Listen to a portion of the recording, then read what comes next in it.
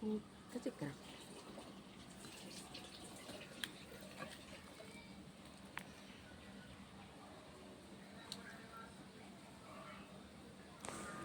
ഇന്ന് നാടൻ കോഴി പുട്ട് കൊണ്ടാണ് ഞാൻ ഉണ്ടാക്കണത്. ഇത് വളർത്തണ സ്ഥലത്തു നിന്ന്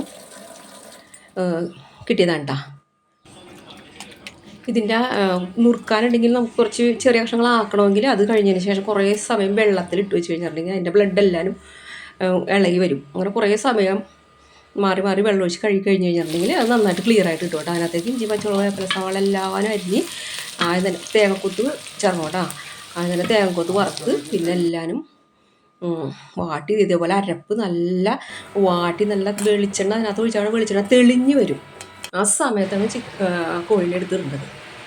തേങ്ങ വറുത്തരക്കണം. പിന്നെ പുട്ടിൻ്റെ പൊടിയുടെ അളവ് ഞാൻ ഉണ്ടാക്കണം. പുട്ടിൻ്റെ പൊടി ഇങ്ങനെ ഉണ്ടാകും. 3 കിലോ ഉണക്കലരിക്ക് 2 കിലോ പച്ചരി, വെള്ളപ്പച്ചരി.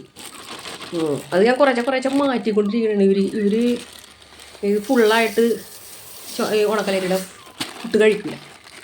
അപ്പം ഞാനത് ഇങ്ങനെ മിക്സ് ചെയ്താണ് പൊടിപ്പിക്കണത് കേട്ടോ.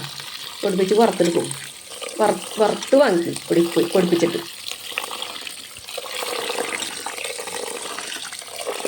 ഇതിനകത്ത് കല്ല മണ്ണ ഒന്നും ഉണ്ടാവില്ല.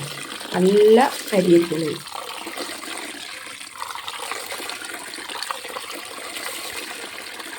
പുട്ടിൻ്റെ പൊടി നിറക്കാനായിട്ട് അതിന് നന്നായിട്ട് തേങ്ങ വേണം.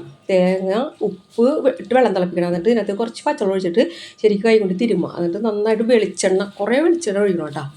അതാണ് പുട്ടിൻ്റെ ടേസ്റ്റ് ഉണ്ടാവുള്ളൂ. പുട്ട് വേകുമ്പോൾ തന്നെ നല്ല വാസന ഇരിക്കും. അപ്പം വെളിച്ചെണ്ണയും കൂടി ഒഴിച്ച് തിരുമ്മുക.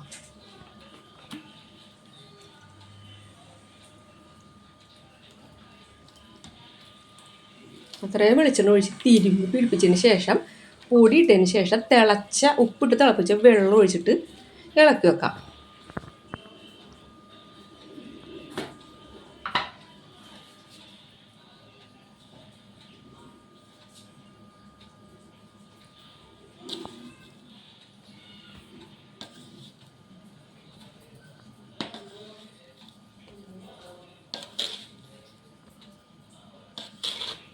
പൊടിയൊക്കെ അളന്ന് തന്നെ ഇടണം, അല്ലെങ്കിൽ വെറുതെ ബാക്കി വരും.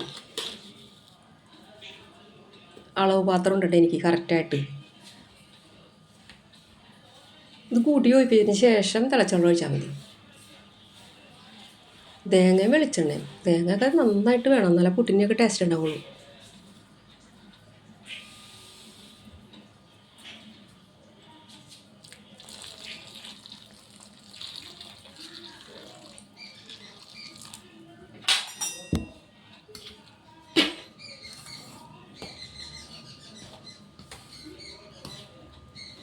ചൂടറിയതിന് ശേഷം വീണ്ടും നന്നായിട്ട് കൈ കൊണ്ട് തിരുമ്മി കുറേ കൂടി തേങ്ങ ഇടണം. വീണ്ടും തേങ്ങ ഇടണം.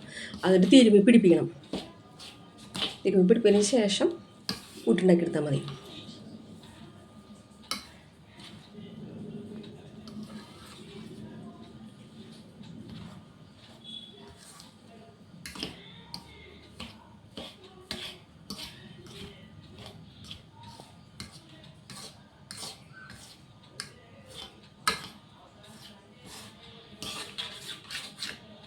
എല്ലായിടത്തും ആ വെളിച്ചെണ്ണയും തേങ്ങയും ആ തിളച്ച വെള്ളത്തിൻ്റെ എല്ലായിടത്തും ആവും. ചൂടാറിന് ശേഷം 2 കൈ കൊണ്ട് ശരിക്കും തിരുമ്മാട്ടാ. ഞാൻ നാടൻ കോഴി കിട്ടുമ്പോൾ മാത്രമേ ഞാൻ കണക്കൂട്ട് ഉണ്ടാക്കുള്ളൂ.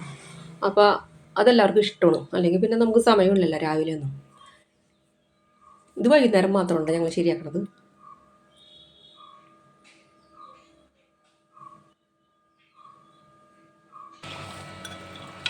തേങ്ങയൊക്കെ വറുത്തരച്ച് നല്ല കറിയായിട്ടുണ്ട് കേട്ടോ. നല്ല ടേസ്റ്റാണ്. തേങ്ങ എന്തായാലും നമ്മൾ വറുത്തരച്ച് കല്ലിട്ട് തന്നെ ഞാൻ വറുത്തരച്ച് ചേർക്കാണ്ട് ലാസ്റ്റ് മസാലപ്പൊടി കുറച്ച് ചേർത്താൽ മതി.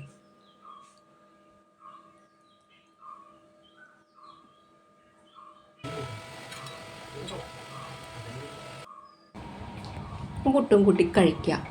നല്ല ടേസ്റ്റ് ആയിരിക്കുള്ളൂ.